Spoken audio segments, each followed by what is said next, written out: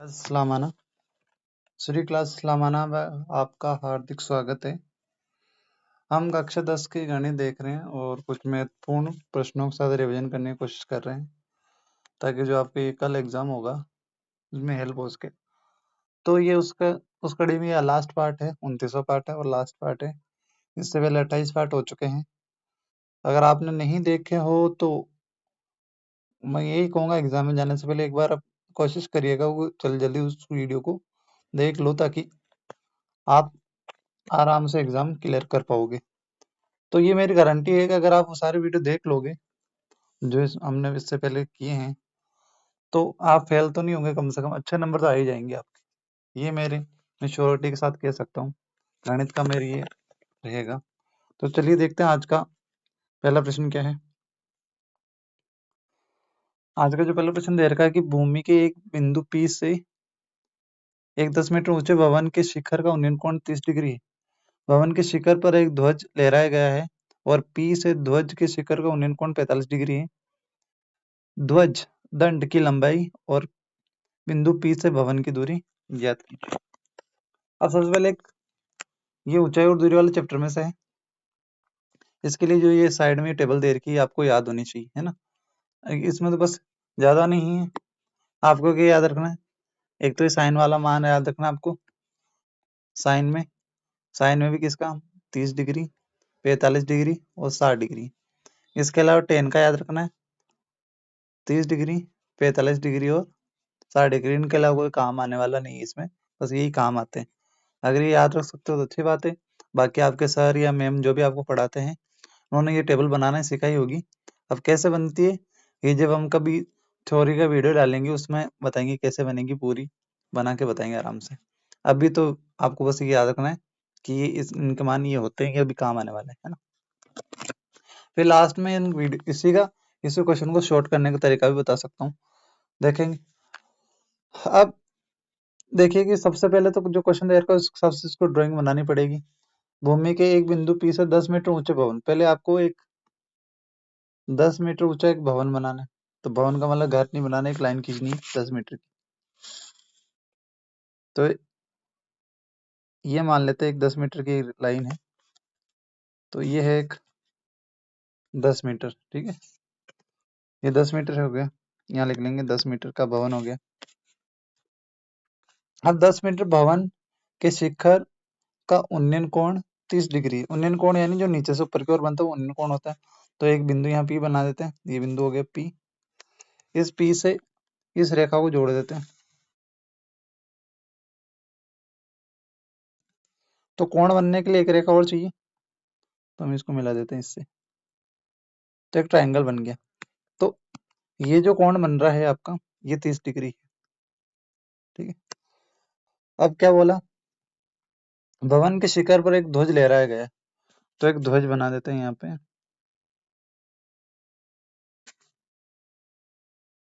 इसको हम white colour का कर देते हैं, एक सेकेंड।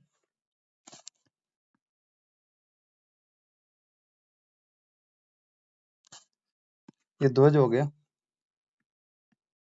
इस ध्वज लहरा गया है, ध्वज ये थोड़ा सा, ये ध्वज हो गया।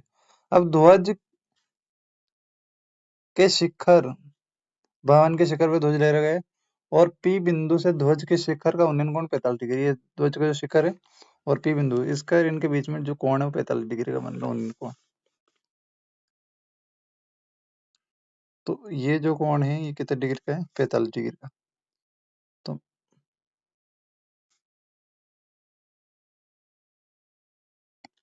तो ये जो कोण बन रहा है बड़ा वाला, ये बन रहा है कितना, 45 डिग्री। तो हम ये ट्रायंगल मान लेते हैं, ये ए हो गया, ये बी हो गया, ये पी हो गया। इसको कुछ भी एक नाम दे दो, एम दे लो। हमें इस आगे क्या गया, कहा गया है ध्वज दंड की लंबाई ज्ञात करो। तो लंबाई यानी इसकी ऊंचाई मान लो, तो इसको एच, एक तो ये निकालनी। दूसरा बिंदु P से भवन की दूरी भी ज्ञात करनी है, बिंदु P से इस भवन की दूरी ये भी निकालनी, इसको हम x मान लेते हैं। तो इसको हम सबसे पहले सॉल्व करते हैं। देखो सबसे पहले दे रखा है इधर ये वाला ट्रायंगल ले ले, ट्रायंगल जो त्रिभुज है त्रिभुज पी ए पी बी के अंदर हम लेंगे लंब बटे आधार। लंब बटे आधार तो हमने पहले वीडियो में देखा था कि लंब बटे आधार हम कैसे पता करेंगे क्या होता है। तो इसके लिए कोई याद रखना लाल बटे कक्का। ठीक है, तो ये साइन होता है, ये कोस होता है, ये टेन होता है। तो टेन का होता है लंब बटे आधार, है ना। तो लंब बटे आधार को बोलते हैं हम क्या, टेन थीटा। और देखो लंब की जो कितना देर का 10 और आधार हमने x माना है बराबर टेन और थीटा देर का 30 डिग्री इस त्रिभुज के अंदर। तो ये हो जाएगा कितना,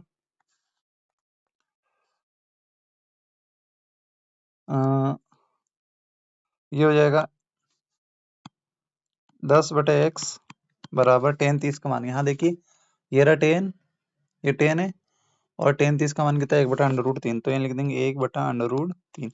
अब सॉल्व करने के लिए क्रॉस गुणा करेंगे, x को x से गुणा करेंगे तो x आएगा और यहाँ हो जाएगा 10√3। तो ये 10√3 हो गया। अब यहाँ क्वेश्चन देखो अब अंडरूट का मान दे रखा है, ठीक है। तो ये अंडरूट का मान इसको गुणा कर दो। तो हम 10 को गुणा कर देंगे किससे, अंडरूट 3 के मान से 1.73 से 1.73 से गुणा करेंगे। तो आपको गुणा करना आता ही होगा। देखो जब भी कोई भी संख्या 10 से गुणा होती है तो पॉइंट इधर किससे क्या करते हो जाएगा 17.3 मीटर। तो जो दूरी है वो हो गई 17.3 मीटर। अभी दूरी तो निकल गई। अब हमें इस ये दो जो ध्वज दंड है, ध्वज का जो दंड है इसकी लंबाई निकालनी, ऊंचाई निकालनी है। इसके लिए हम क्या लेंगे, पूरा त्रिभुज लेंगे, त्रिभुज ए पी एम। तो हम दूसरा त्रिभुज लेंगे त्रिभुज ए पी एम में, इसमें पूरा लंब बटे आधार ही लेंगे। तो लंब बटे आधार ये भी टेन थीटा होगा, टेन थीटा। अब लंब का मान अब के बाद देखो ये 10 भी जुड़ेगा एच भी जुड़ेगा तो हो जाएगा 10 प्लस एच बटे में आधार का मान कितना आ गया, ये आ गया 17.3 मीटर। तो यहाँ लिखेंगे 17.3 मीटर बराबर टेन थीटा का मान अब क्या 45 हो जाएगा। तो ये हो जाएगा 45। और आपको पता ही होगा कि पूरे टेबल में टेन 45 का मान कितना होता है। एक आपको ये याद रखने का तरीका है कि भाई पूरी ही जो टेबल है ना उसके अंदर टेन 45 कितना होता है, एक ही होता है। तो इसका मान एक हो जाएगा, तो एक हो जाएगा। तो ये हो जाएगा 10 प्लस एच बटे में 17.3 बराबर टेन 45 का मान एक है, बटे में भी एक मान लो। क्रॉस गुणा करेंगे तो सेम सेम आ जाएगा। तो आ जाएगा 10 प्लस एच बराबर 17.3 और 10 यहाँ प्लस में उधर जाएगा तो माइनस में हो जाएगा। तो h बराबर हो जाएगा 17.3 माइनस 10। जब घटाएंगे तो h बराबर हो जाएगा 17.3 में से अगर 10 घटा दोगे तो कितना आ जाएगा 7.3। यानी जो इस दो दंड की जो लंबाई है वो कितनी हो जाएगी 7.3 मीटर। ठीक है, ये हो गया। तो ये बहुत आसान क्वेश्चन होते हैं, सिर्फ आपको टेबल के मान पता होने चाहिए, वो भी किसके, साइन के और टेन के। कभी तो साइन बन जाएगा कभी टेन बनेगा, इनके अलावा कुछ बनता ही नहीं। ठीक है, चलिए अगला देखते हैं। ये टेबल अभी एक क्वेश्चन और इसमें काम आएगी, अभी देखेंगे वापस ऊपर चलेंगे तब। क्वेश्चन है समुद्र तल से 15 मीटर ऊंचे एक लाइट हाउस बनाया। तो समुद्र तल नीचे होता है उसे हम एक लाइट हाउस बनाते हैं। तो एक लाइट हाउस बना लेते हैं। लाइट हाउस है ये रहा। इस लाइट हाउस की जो ऊंचाई कितने मीटर है 75 मीटर। तो हो गया 75 मीटर की लाइट हाउस होगी। शिखर शिखर को देखने के लिए शिखर को देखने के पर दो समुद्री जहाजों के अवनमन कोण 30 और 45 बन रहे हैं। तो दो इधर से कोई जहाज आ रहे हैं, एक जहाज ये आ रहा है, एक ये आ रहा है। ऊपर से देख रहे तो अवनमन कोण, अवनमन कोण कुछ नहीं है, ऊपर से देखते जो कोण बनता है अवनमन, और नीचे से देखोगे तो उन्नयन कोण बनता है। तो जो अवनमन कोण बनता है वो नीचे वाले की उन्नयन कोण को दर्शाने के लिए ही बनता है कुल मिला के। तो अवनमन कोण ऐसा सीधा बनेगा। और अगर आपने कभी पढ़ा होगा,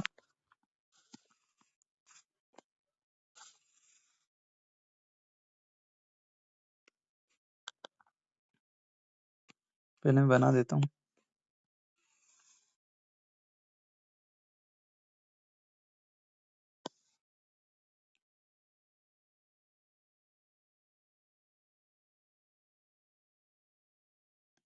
तो अवनमन कोण है सामने बनेगा, लेकिन क्योंकि एक जेड बन रहा है, जेड में एकांतर कोण बनते हैं, यहाँ पे जो कोण बनेंगे वो शिफ्ट हो जाएंगे यहाँ पे, तो एक कोण ये बन जाएगा, एक कोण ये बन जाएगा। हमें अवनमन कोण काम में नहीं आती, काम आते अवनमन कोण से जो वापस उन्नयन कोण बनेगा एकांतर कोण होते हुए। एकांतर कोण जो जेड वाले शेप में मिलती है, सीधे सीधे शेप या उल्टे शेप में जो बनते हैं, दो समांतर रेखाओं में बनते हैं हमेशा एकांतर कोण। ठीक है, तो ये रेखा ऊपर वाली और नीचे वाली जो रेखा है समांतर है, तो ऊपर वाली दृष्टि रेखा के सामने अगर एकांतर कोण बन रहा है तो ऊपर वाले जो अवनमन कोण है वो उससे उन्नयन कोण बना लेंगे हम। तो ये जो वाला कोण है ये तो है 30 डिग्री का, और ये जो कोण है ये कितना हो गया 45 डिग्री का। 30 और 45 डिग्री का है। यदि लाइट हाउस के एक और जहाज एक दूसरे के पीछे ठीक पीछे आ रहे हैं, ठीक पीछे आ रहे हैं, देखो ठीक पीछे आ रहे हो, तो दोनों जहाजों के बीच की दूरी, ये जो दूरी है एक ये और ये, इनकी बीच की दूरी निकालनी, इसको हम मान लेते हैं x मान लेते हैं, एक ये निकालनी, दूरी ज्ञात कीजिए। तो दूरी ज्ञात करने के लिए हमें पहले तो पूरे का ये निकालना पड़ेगा, है ना। पहले निकालेंगे तो कैसे निकालेंगे, तो पहले तो ये पता हो, यहाँ से यहाँ तक की दूरी पता हो तभी बता पाएंगे, फिर पूरे की दूरी निकाल लो, फिर दोनों को घटा दो, आसान तरीका। तो हम क्या करेंगे, ये x है, इसको y मान लो, क्या ही फर्क पड़ रहा है, इसको y मान लो। ठीक है, पहले हम y का मान निकाल लेते हैं। तो इसी में भी नाम दे लो, नाम देना जो है, इसमें क्या है, त्रिभुज ए हो गया, ये बी हो गया, सी हो गया, ये डी हो गया। तो पहले त्रिभुज ए बी डी के अंदर, है ना, तो हम यहाँ लेंगे, मैं यहाँ ऊपर कर लेता हूँ सोल्व, यहाँ लिख लेते हैं त्रिभुज ए, एक सेकेंड सही लिखने दीजिए, त्रिभुज ए बी डी में, त्रिभुज ए बी डी में लंब बटे आधार, लंब बटे आधार भी थोड़ी देर पहले ही बताया, लंब बटे आधार क्या होता है, टेन थीटा। और टेन थीटा हम देखो लंब, एक सेकेंड, लंब देखिए कितने देर का 75 मीटर, ये हो गया 75 मीटर, आधार में हमने y माना तो ये y हो जाएगा बराबर टेन थीटा की जगह 45 डिग्री है तो ये 45। अभी थोड़ी देर पहले ही याद करने के लिए बताया 45, पूरे टेबल में टेन 45 कितना होता है, एक होता है, यानी इसकी जगह पूरे टेन 45 जगह कितना लिख सकते हैं, हम एक लिख सकते हैं। तो 75 बटे वाई बारह कितना हो जाएगा, एक बटे में एक, क्रॉस गुणा करेंगे, y को 1 से गुणा करेंगे तो y आएगा, 75 को 1 से गुणा करेंगे 75, तो ये जो y का मान है वो भी कितना आ जाएगा, 75 मीटर आ जाएगा। तो ये आ गया 75 मीटर। अब पूरा टेबल लेंगे, पूरा टेबल के पूरी ट्राइंगल लेंगे, पूरा ट्राइंगल कौन सा, ए सी डी।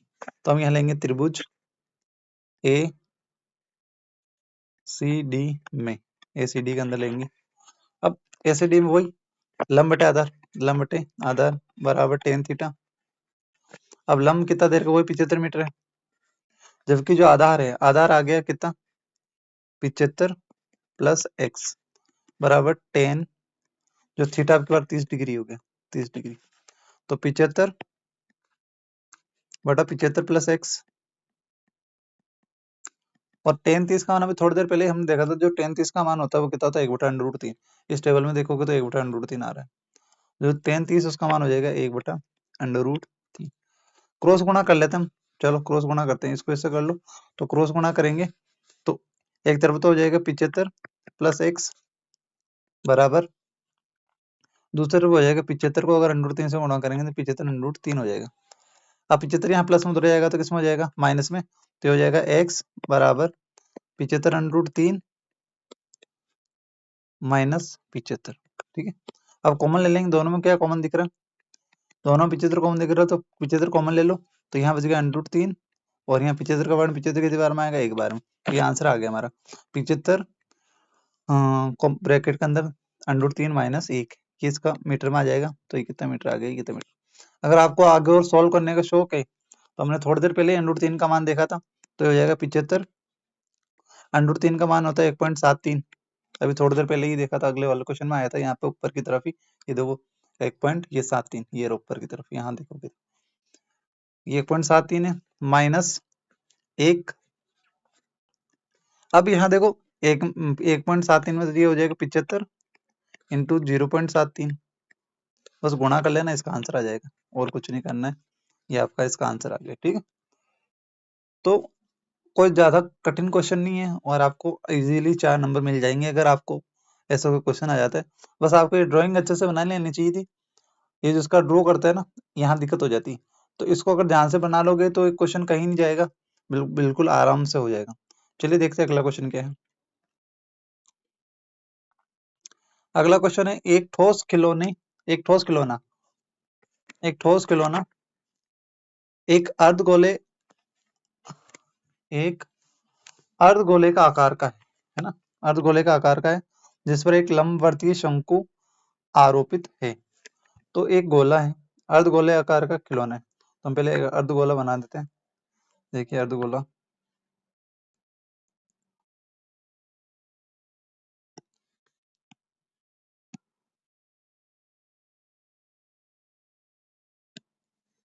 ये अर्धगोले का आकार का एक खिलौना है, ठीक है।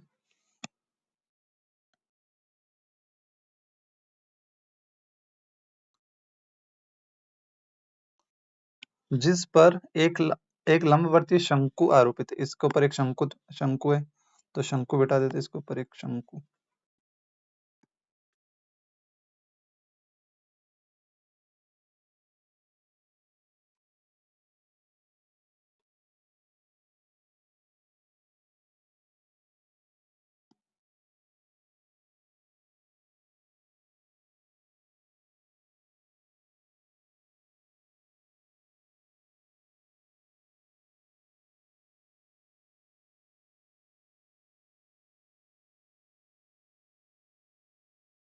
एक शंकु के ऐसा, ठीक है,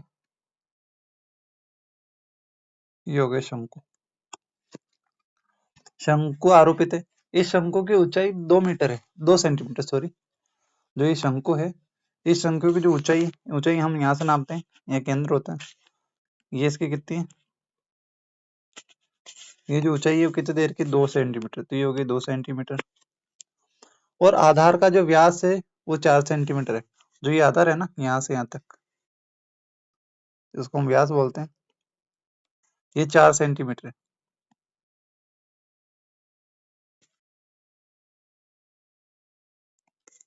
ये कितना है, 4 सेंटीमीटर। ये 4 सेंटीमीटर, देखो अगर व्यास दे रखा तो त्रिज्या कैसे बनाएंगे, तो व्यास का आधा कर दो। व्यास का आधा ही क्या होता है, त्रिज्या होती है, और हमें क्वेश्चन में त्रिज्या की आवश्यकता पड़ती है बस। तो 4 का आधा कितना हो जाएगा, 2, तो जो त्रिज्या है जिसे आर बोलते हैं, त्रिज्या कितनी हो जाएगी, 2 सेंटीमीटर। इस खिलौने का आयतन निर्धारित कीजिए, हमें इसका आयतन निकालना है, ठीक है। पहला तो इस खिलौने का आयतन निकालना है। यदि एक लंबवर्तीय बेलन इस खिलौने के परिगत हो तो इस बेलन और खिलौने का आयतनों का अंतर भी ज्ञात कीजिए। तो पहले तो हम इस क्वेश्चन को यहाँ तक सोल्व करते हैं, कहाँ तक, यहाँ तक। इसके बाद ये अगला वाला क्वेश्चन इसी के अंदर ऐड करते हैं, ठीक है। चलिए पहले इसको सोल्व करने की कोशिश करते हैं। इसमें क्या दे रहे हैं, इसमें एक शंकु है और एक अर्धगोला है, दोनों का आयतन निकाल के जोड़ दो, आसान तरीका तो यही। और जल्दी करना हो तो दोनों को पहले फॉर्मूले में से एडजस्ट कर लो। तो खिलौने का आयतन लिखेंगे, खिलौने का आयतन कैसे निकालेंगे, लिखेंगे खिलौने का आयतन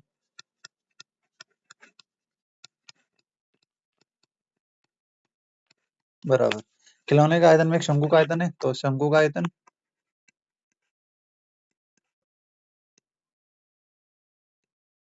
प्लस अर्धगोले का आयतन,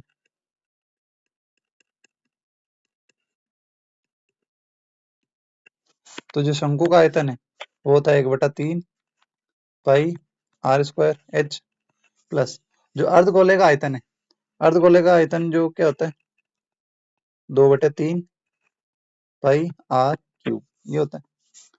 अब कॉमन ले लो फॉर्मूले को इजी करने के लिए, दोनों में कॉमन 1/3, तो पहले तो 1/3 कॉमन आ गया, ठीक है। पाई दोनों में दिख रहा है तो पाई भी कॉमन आ गया, आर दोनों में आर स्क्वायर कॉमन ले लो, ठीक है।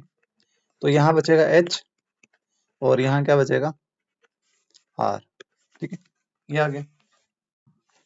अब इसको जमाना है बस, देखो 1/3 का 1/3, पाई का मान इन्होंने दे रखा 3.14, तो 3.14 ही रखेंगे, 3.14 इंटू त्रिज्या, त्रिज्या हम निकाले 2 सेंटीमीटर है, तो 2 इंटू 2 कर लो, या स्क्वायर है तो 2 का स्क्वायर कर लो, आसान तरीका है और भी जल्दी करने का। तो 2 इंटू 2 छोटा करने के लिए हम ऐसे ही करते हैं, 2 का स्क्वायर, ब्रैकेट में दे रखा है एच प्लस आर, जो एच है, एच यानी ऊंचाई, ऊंचाई 2 मीटर है, तो 2 प्लस त्रिज्या, त्रिज्या कितनी है, त्रिज्या त्रिज्या 2, त्रिज्या फिर से 2 है, तो ये हो जाएगा 2। लेकिन यहाँ एक सेकंड, थोड़ी सी गलती हुई, फॉर्मूले में गलती। देखो हमने कॉमन केवल एक लिया है, तो यहाँ दो तो ऐसा कैसा ही रहेगा, तो ये दो है ना, ये दो लिखना है यहाँ पे, यहाँ 2h आएगा, है ना, 2h नहीं 2r आएगा, एक सेकंड में मिस्टेक हो रही है, यहाँ 2r आएगा, 2r, ठीक है। तो h तो कितना है, ऊंचाई तो 2 है, तो ये हो गया 2 प्लस, और जो 2 इंटू आर, आर कितनी 2 हो जाएगी। अब इसको सब सोल्व करोगे तो 1/3 इंटू 3.14 इंटू 2 का स्क्वायर कितना हो जाएगा 4 इंटू 2 और 2 दूनी 4, 4 और 2 कितना हो गया 6 हो गया। अब 3 से 6 काटो तो 2 बार में, तो इन जो बच रहे हैं सबको गुणा कर दें, 3.14 इंटू 4 इंटू 2, जब इन सबको गुणा करोगे तो ये आ जाएगा 25.12 सेंटीमीटर क्यूब। ये इसका किसका आयतन आ गया, खिलौने का आयतन आ गया। ये आपका क्वेश्चन सॉल्व हो गया। अब आगे क्या दे रखा है, देखो आगे और दे रखा है, एक लंबवर्ती बेलन इस खिलौने के परिगत, परिगत के चारों ओर होता है, हो तो बेलन को बेलन और खिलौने के आयतनों का अंतर ज्ञात करो। यानी इसके चारों ओर एक बेलन है, तो हम बेलन बनाते एक सेकंड। ये कह रहा है कि इसके चारों ओर अगर एक बेलन हो ऐसे,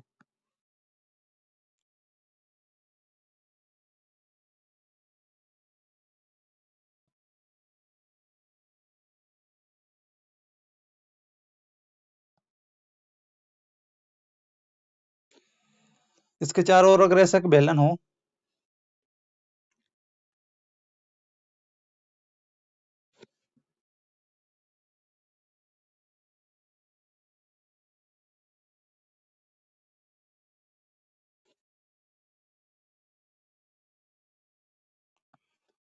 तो इस खिलौना और इस बेलन के क्या निकालना, हमें आयतनों का अंतर निकालना है ना।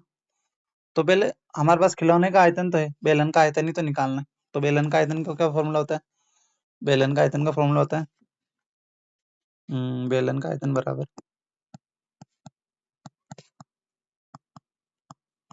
बेलन का आयतन होता है pi r square h, pi r square h. अब पाई का मान होता है 3.14 हजार का 3.14 रखेंगे। अब आर त्रिज्या कितनी देर की, त्रिज्या इसी के लिए सेम ही रहेगी दोनों के लिए, तो त्रिज्या इसकी कितनी, देखो त्रिज्या देर की यहाँ से यहाँ तक की दूरी होती है, यहाँ से यहाँ तक की दूरी, वो कितनी देर की 2, तो त्रिज्या देर की 2 इंटू 2 यानी 4 कर लो इसको डायरेक्टली। और जो ऊंचाई है देखो यहाँ से यहाँ तक की 2 है, तो नीचे भी कितनी होगी 2, तो 2 2 कितनी होगी 4, तो ये होगी 4। तो 3.14 इंटू 4 चौके कितना हो गया 16। अब यहाँ देखो 4 दूनी 8 था और यहाँ कितना 16, तो यहाँ 8 से गुणा किया, यहाँ 16 से गुणा करना, यानी इसका जस्ट डबल ही होगा। तो 25 का डबल, 25 का डबल हो गया 50, और 12 12 का डबल कितना हो जाएगा 24। तो ये आ गया 50.24 सेंटीमीटर क्यूब। ये बेलन का आयतन हो गया। अब इन दोनों का आयतन का अंतर देखना है, अंतर देखना है, तो अंतर के लिए क्या करेंगे, देखो घटा दो बस अंतर के लिए। तो बेलन का आयतन बढ़ा तो 50.24 है, इसमें से 25.12 घटाएंगे तो ये बचेगा 25.12 सेंटीमीटर क्यूब। ये इसका आंसर आ गया। तो ये फॉर्मूला बेस्ड क्वेश्चन है, तो आपको इसमें फॉर्मूला पता ही होना चाहिए, है ना। तो कौन कौन से फॉर्मूला आपको पता होने चाहिए, देखो ये कुछ महत्वपूर्ण फॉर्मूला है, ये आपको पता होना चाहिए। सबसे पहले ये घन है ना, सबसे बेसिक। ये जो घन है इसका फॉर्मूला पता होना चाहिए। जैसे घन का जो आयतन होता है वो होता है ए यहाँ भुजा है तो भुजा का क्यूब होता है, जिसका पार्श्व पृष्ठ क्षेत्रफल होता है वो होता है 4 इंटू भुजा का स्क्वायर, है ना। और जो कुल पृष्ठ क्षेत्रफल वो 6 इंटू भुजा का स्क्वायर होता है, विकर्ण भुजा इंटू √3 होता है, ठीक है।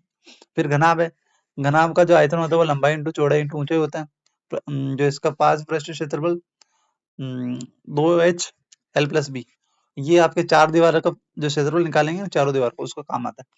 कुल पृष्ठ क्षेत्रफल 2lb plus B H plus H L, यानी 2 लंबाई गुणा चौड़ाई प्लस चौड़ाई गुणा ऊंचाई प्लस ऊंचाई इंटू लंबाई होता है। जो विकर्ण होता है वो विकर्ण की जो लंबाई होती है वो अंडर लंबाई का स्क्वायर प्लस चौड़ाई का स्क्वायर प्लस ये ऊंचाई का स्क्वायर होता है। जो बेलन है, बेलन का जो आयतन है तो पाई आर स्क्वायर एच होता है। वक्र पृष्ठ क्षेत्रफल 2 पाई आर एच होता है।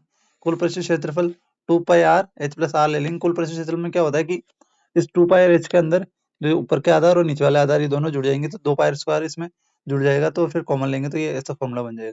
अब ये डिटेल फॉर्मूला कैसे बनता है, ये जब हम कभी इसका टॉपिक आएगा डिटेल से पढ़ेंगे तो उसमें फॉर्मूला कैसे बनता है पूरा बना के बताऊंगा। अभी तो इतना टाइम नहीं है कि मैं बता पाऊँ।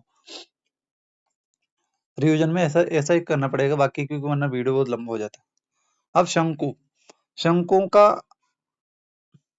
जो शंकु और बेलन में ये है कि भाई एक बेलन में 3 शंकु बन सकते हैं, तो आयतन देखो कि दोनों में सिमिलर सिमिलर दिखता है। 2πr h इधर को इधर भी सॉरी πr² आयतन, इधर भी πr² है, लेकिन बटे में कितना लगता है 1/3। यानी इसमें अगर जो 3 शंकु है, 3 में से अगर एक शंकु यहाँ आया हुआ है, यहाँ बेलन में अगर 3 शंकु बनेंगे तो उस 3 शंकु में से एक शंकु ये है, तो इसलिए 1/3, 3 में से 1, 3 में से 1 यानी 1/3। इसमें देखो ये ऊंचाई होती है, ये त्रिज्या होती है, और जो ये वाली लाइन है तिर्यक ऊंचाई कहलाती है। ये तिर्यक ऊंचाई को एल से लेटरल हाइट बोलते हैं, इसलिए एल से शो करते हैं इसको। तो स्लांट हाइट भी बोल सकते हैं या फिर लेटरल हाइट भी बोल सकते हैं। अब ये एल निकालने का फॉर्मूला था r² प्लस h², आयतन निकालने का फॉर्मूला 1/3 πr²h, वक्र पृष्ठ क्षेत्रफल होता है πrl, कुल पृष्ठ क्षेत्रफल πrl का अंदर एक आधार का क्षेत्रफल और जोड़ देंगे, आधार में वृत्त दिख रहा है यानी इसमें वृत्त का क्षेत्रफल और जुड़ जाता है, तो हो जाता है ये। अब गोला है, गोले का आयतन होता है 4/3 πr3। अभी यूज किया था जो अर्धगोला, उससे इसको यूज किया था इसका अर्धगोले को। इसका पृष्ठ क्षेत्रफल होता है 4πr²। 4πr² कैसा आया, इसमें इसको अगर कवर करने के लिए हमें 4 वृत्तों का क्षेत्रफल चाहिए, तो 4 वृत्त का क्षेत्रफल नहीं, 4 वृत्तों का क्षेत्रफल होता है इसका पृष्ठ क्षेत्रफल। जबकि अर्धगोला है, इसको आधा कर दो, 4 का आधा 2, 2/3 πr3। वक्र पृष्ठ क्षेत्रफल आता है 2πr², यानी पूरा 4πr² है, तो आधा कितना हो जाएगा 2πr²। और अगर केवल वक्र वक्र वाला है ना, अब कुल पृष्ठ क्षेत्रफल में क्या करेंगे, ऊपर का जो आधार है ना इसको और जोड़ देंगे, 2πr² ये एक वृत्त का क्षेत्रफल ये हो गया πr², तो 2 और 1 3, 3 πr² हो जाएगा।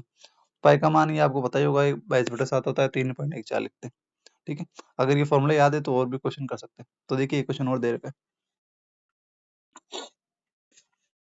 इसमें दे रखा है एक गुलाब जामुन में उसका आयतन का लगभग 30% चीनी है, चीनी की चाशनी होती है।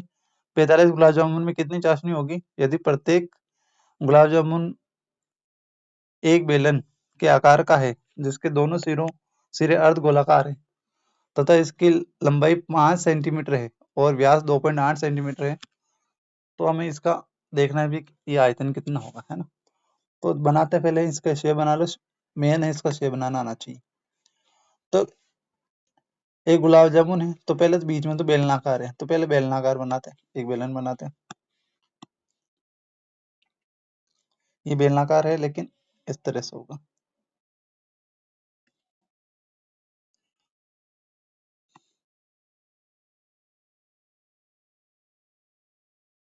ठीक है, जिसके दोनों तरफ क्या हो अर्धगोले लगे हुए, अर्धगोला लगाते हैं दोनों तरफ।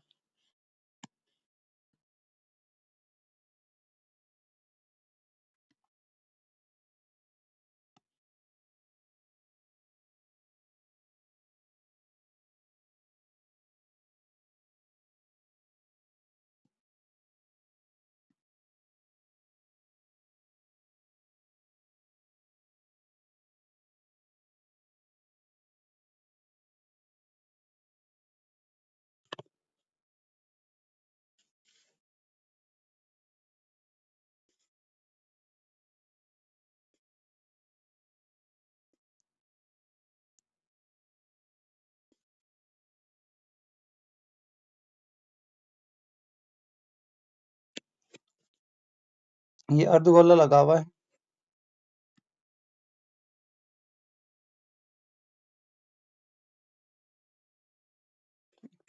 ऐसा कैसा इधर भी है ना, तो इधर भी लगा देते हैं।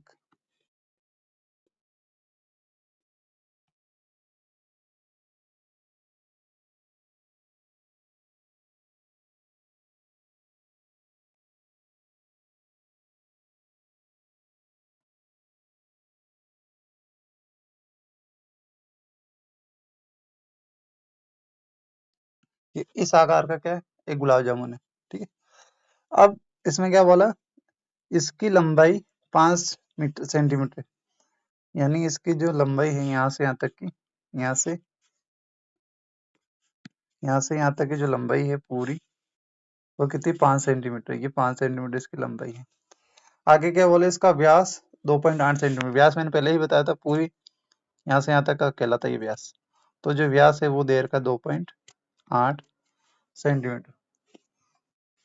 तो पहले तो इसका इस आकृति का क्या निकालना पड़ेगा, हमें आयतन निकालना पड़ेगा, तभी तो निकाल पाएंगे। चलिए आयतन निकालते हैं। अब आयतन निकालने के लिए देखना पड़ेगा, देखो एक तो बेलन है और दो अर्धगोले, तो अर्धगोला और अर्धगोला मिलाओगे तो एक गोला पूरा बन जाएगा एक बेलन का आयतन। तो गुलाब जामुन का जो आयतन है वो कैसे लिखेंगे, देखो ये हो जाएगा गुलाब जामुन का आयतन बराबर बेलन का आयतन प्लस बेलन का आयतन प्लस गोले का आयतन। जो बेलन का आयतन होता है वो आता है कितना, पाई आर स्क्वायर एच, प्लस जो गोले का आयतन होता है वो तो अभी थोड़े ऊपर बताया था 4/3 पाई आर क्यूब होता है। तो दोनों में जो कॉमन दिख रहा है वो ले लो, तो दोनों में पाई कॉमन दिख रहा है तो पाई कॉमन ले लिया, आर स्क्वायर भी दोनों में कॉमन है तो आर स्क्वायर ले लिया। तो यहाँ बचेगा एच और यहाँ बचेगा 4/3 आर। अब इसको बस सॉल्व करना है। पाई का मान 22/7 होता है, ये 22/7 आ गया। अब व्यास दे रखा है 2.8, 2.8 अगर त्रिज्या निकालने तो आधा कर दोगे 2.8 का, जो 2.8 है उसका आधा करेंगे तो 1.4 बन जाएगा, तो 1.4 ये क्या त्रिज्या, तो 1.4 इंटू 1.4 हो जाएगा, ठीक है। एच, एच देखो किसके एच है, ये केवल बेलन की एच है, तो पूरी यहाँ लंबा पूरी जो ऊंचाई है ना ये पूरे की देर की है। तो हमें क्या करना है, यहाँ से देखो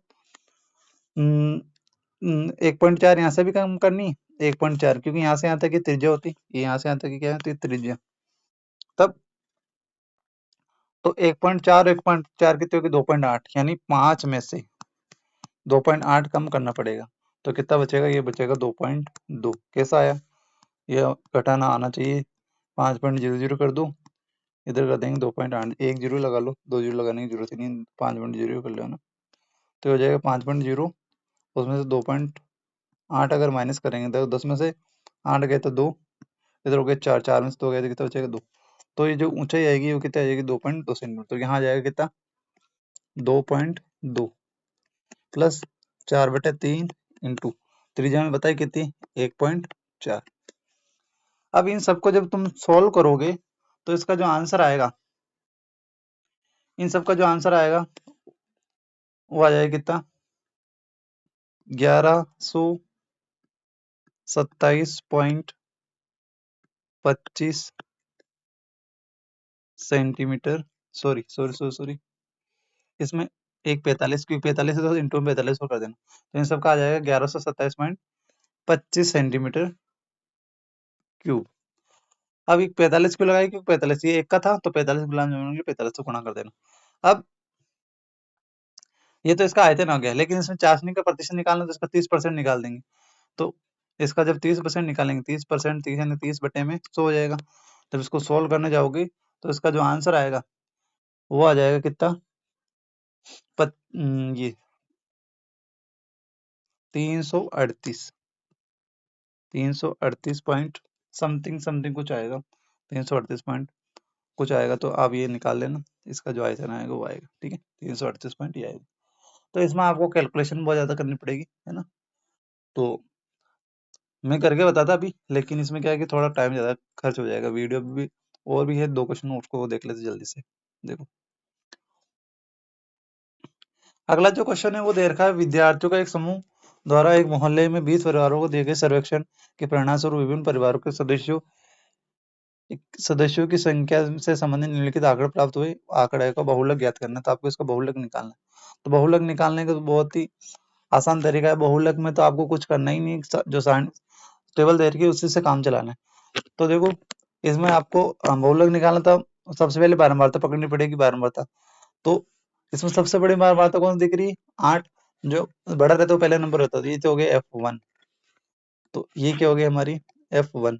अब गिनती अगर आपको आती होगी तो गिनती में एक से पहले कितना था 0, ये हो गया F0, एक के बाद कितना था 2, तो ये हो गया F2। ये हमारा माध्यक वर्ग है, इसे कॉमन लेते हैं। इसमें देखो जो हमारा बहुलक का फॉर्मूला होता है बहुलक जिसे हम जेड बोलते हैं, बहुलक बराबर L plus F1 minus F0 बटे में भी F1 minus F0 minus F2। यहाँ 2 आया तो यहाँ बिल्कुल लगाना पड़ेगा, इंटू में क्या आ जाएगा H।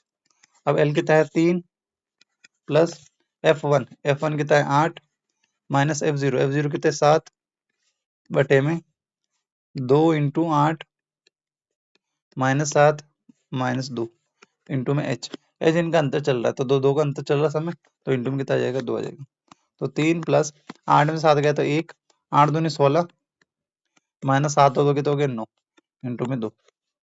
तो 3 प्लस 1 बटे में 16 में से 9 गया, 16 में से 9 गया तो कितना बचेगा 7 इंटू में 2।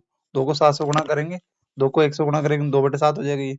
तो ये हो जाएगा 3 प्लस 2 बटे 7, 7 का भाग लगाएंगे तो ये हो जाएगा देखो 3 प्लस 2 में 7 का भाग जाता नहीं, 0 लगाएंगे तो पॉइंट लग जाएगी 0 पॉइंट। 7 एकम 7, 7 दूनी 14, 7 दूनी 14 कितना बच गया 6, 7 8 56 यानी 0.28 नहीं आ जाएगा 3.28। तो इसका जो बहुलक आएगा वो आ जाएगा 3.28 आ जाएगा। ये बहुलक है, बहुत ही आसान क्वेश्चन है, बहुलक वाला फॉर्मूला बस याद होना चाहिए आपको। ठीक है, अगला क्वेश्चन देखते हैं इसी का अगला क्वेश्चन तैयार का है। निम्नलिखित सारणी किसी मोहल्ले के 25 परिवारों में भोजन पर हुए दैनिक व्यय दर्शाती है। तो आपको इसका माध्य निकालना, समांतर माध्य निकालना। तो समांतर माध्य निकाल लेते जल्दी से। देखो ये सबसे पहले वर्ग अंतराल दे रखा है, तो ये हो गया वर्ग अंतराल।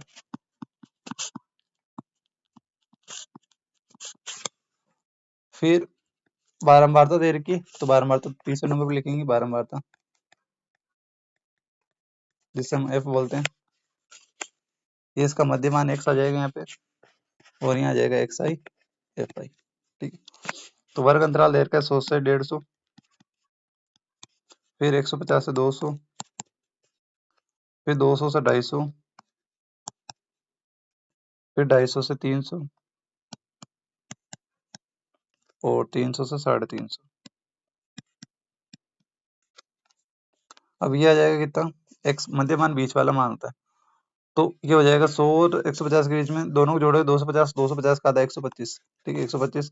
अब अंतर कितने कितने का चल रहा है इसमें, अंतर 50-50 का चल रहा है, तो जोड़ दो 50। तो 125 में अगर 50 जोड़ेंगे तो 175 हो जाएगा, 175 में अगर 50 जोड़ोगे तो 225 हो जाएगा।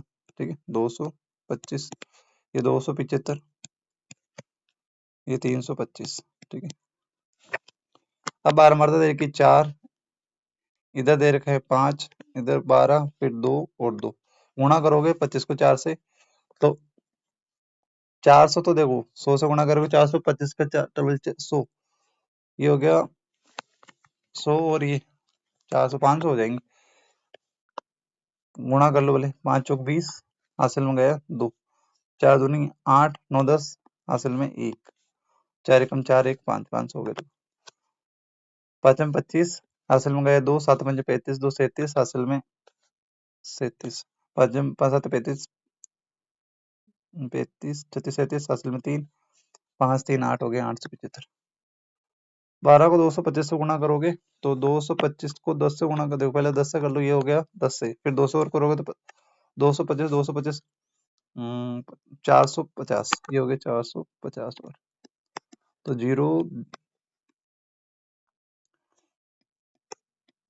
2700 आएंगे इसके, है ना 2700 2700। फिर 275 को 2 से गुणा करेंगे तो 150, तो ये हो गया 400, 400 और 150, 550 हो जाएंगी, 550। 325 को 2 से गुणा करेंगे, 300 डबल डबल 600 और 25 650 हो जाएगा ये। ठीक है 650।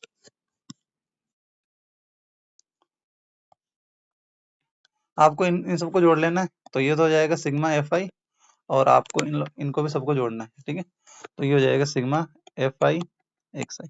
इन सबको जब जोड़ोगे तो कुछ ना कुछ आंसर आएगा। अब मैं जोड़ूंगा, थोड़ा टाइम लग जाएगा, तो 1 सेकंड में जोड़ देता हूँ कैलकुलेटर की सहायता से। तो ये दे रखे कितने, 500 प्लस 875 प्लस 2700 प्लस 550 और ये 650, ये होते हैं 5275, है ना, 5275। और इधर जोड़ेंगे तो ये हो गया 12, 14, 15, 16, 20, 25, इधर हो गए 25, ठीक है। इधर हो गए। तो माध्य निकालने का जो फॉर्मूला होता है वो होता है सिग्मा माध्य बराबर x बार, ये होता है सिग्मा एफ आई एक्स आई बटे में सिग्मा एफ आई, ठीक है। ऊपर आएगा 5275 बटे में 25, 25 का बाहर लगा देंगे। देखो 25 एकम 25, 25 दूना 50, 2 बार गया 2 बच गया, फिर से 25 एकम 25, 5275 है ना, तो 2 बच गया, 25 एकम 25, फिर 2 बच गया, 25 एकम 25, तो इसका आंसर आ जाएगा 211। तो इसका जो समांतर माध्य का आंसर आएगा वो कितना आ जाएगा, 211 आ जाएगा, समांतर माध्य 211 आ जाएगा। तो उम्मीद करता हूँ आपको वीडियो पसंद आया होगा, और तो पढ़ते रहिए बढ़ते रहिए, और कल जो आपका एग्जाम है उसके लिए ऑल द वेरी बेस्ट, और आशा करता हूँ कि आप अच्छा अटेम्प्ट करेंगे, पेपर अच्छा देंगे, और जल्द ही हम स्टार्ट करेंगे कि भाई कि पूरा कोर्स कंप्लीट करवाएं, पूरी बुक ही चैप्टर वाइज पूरा करवाने की कोशिश करूंगा मैं। तब तक के लिए गुड नाइट और धन्यवाद।